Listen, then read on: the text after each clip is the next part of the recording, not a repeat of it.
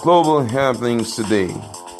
We communicate, we analyze global news. Stay tuned.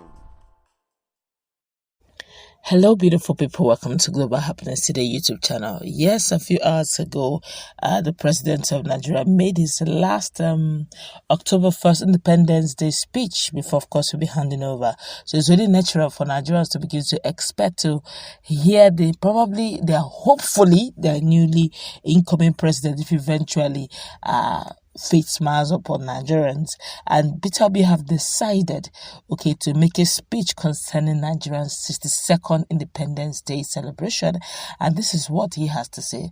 Well, for the purpose of poor audio quality, we decided to read it out so that you will probably understand or hear clearly what he said. Well, before going to the newspaper, kindly subscribe to our channel by clicking on the red subscribe button beside it. You see a bell notification icon. Please go ahead, click on it to get notified as soon as you update our channel on YouTube. Let's hit the ground running. Well, according to the news, he said, fellow Nigerians, as our dear country marks her 62nd independence anniversary, I bring you fraternal greetings. Even as we remain thankful, prayerful and hopeful for a brighter future, we are mindful that many Nigerians are resigned, frustrated, and tired of the many years of leadership failure. Many of our compatriots remain in captivity held by bandits. Millions are living in IDP camps as their homes are now part of ungoverned spaces. Many Nigerian children go to bed hungry. Such people can hardly fathom the concept of independence and freedom, let alone a valid basis for celebration.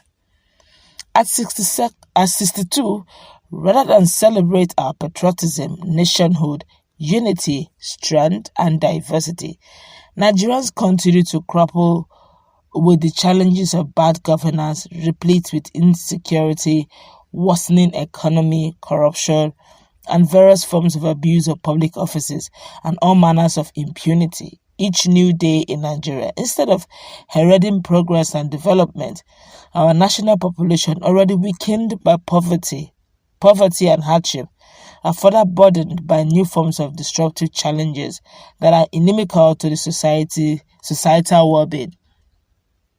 The catalogue of our national malice and legion and range from intermittent collapse of our national power grid and our universities remaining shut for 8 months, soaring inflation rate, extreme poverty, insecurity, and visceral violence resulting in mindless bloodletting. Our national wealth, both cash and oil, are reportedly stolen each day with unfettered impunity. Nigeria bleeds literally and figuratively. These travels are neither measures of national greatness or good leadership.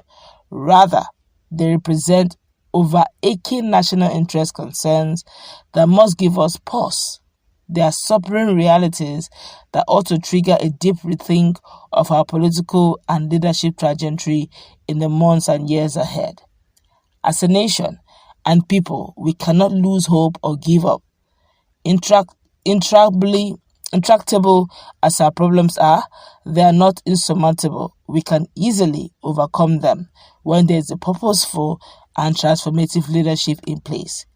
One that will not make excuses and will not be indifferent to the rule of law, equity, and justice.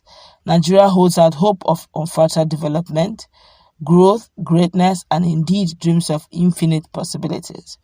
But we must seize the moment. We must rescue and turn our country around. It is our challenge and our duty. We therefore cannot ignore the present deafening clarion call for change. Today, Nigeria is on the cusp of her national redefinition and rebirth.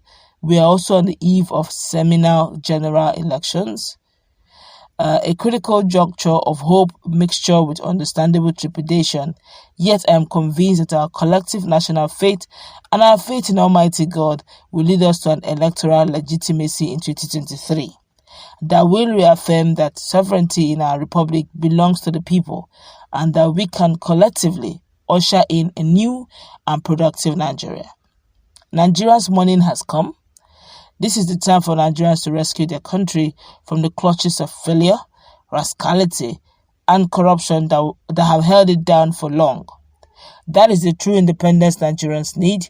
We need independence from economic brigandage, tribal and religious disunity, poverty, and unproductivity. We need independence that will liberate Nigerian youth.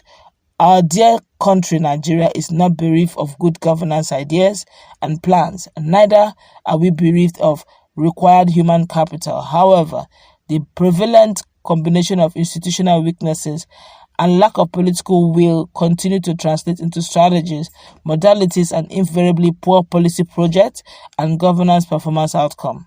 Let me again reiterate that the Obi-Dati administration represents the best hope and promise for a united, secure, and productive Nigeria. Whereas our citizens can coexist in our rich diversity as one happy and peaceful family, we offer to Nigerians a transformative leadership that is imbued with competence, capacity, credibility, and commitment. Our promise, in keeping with the constitutional mandate of the responsibility to protect, is to give assurance that our administration will ensure that Nigerians are fully protected in their homesteads, and that their lives, properties, and means of livelihood will always be secured. In seeking to serve Nigeria, Senator Yusuf Datti Baba Ahmed and I stand firm on our resolve to remove the nation forward. I take that again. Stand firm on our resolve to move the nation forward from consumption to production, and from a sharing formula to production formula. We are committed to retooling the governance and offering a secure and united Nigeria, a production-centered growth for food security and export, effective legal and institutional reforms, rule of law, corruption, and government effectiveness, the leapfrogging of Nigeria from oil dependence to the fourth industrial revolution, expanding physical infrastructure through market-driven reforms, unleashing growth, enabling entrepreneurship and market-creating innovations, engendering human capital development and empowers competitiveness, and gender balance and robust Afrocentric foreign policy that restores Nigeria's strategic relevance at the bilateral, multilateral, and global levels. With these commitments, we are convinced that we can build the new Nigeria of our dreams. Fellow Nigerians, let us take back our nation from those who have perfected state capture and build a better society for ourselves and our children. God bless you, and God bless the Federal Republic of Nigeria. Wow. Now that sounds more like a presidential speech coming from an incoming president. I hope eventually we get to hear such speeches like this in the next 4 years, as we have heard the last of the very kind of President Muhammadu Buhari as he made the last speech some few hours ago. Well, then it's up to us all to dust our PVCs if you already have them. And if you don't have them already and you registered, go collect your PVC now before the election proper begins. I think collections should be on the way now.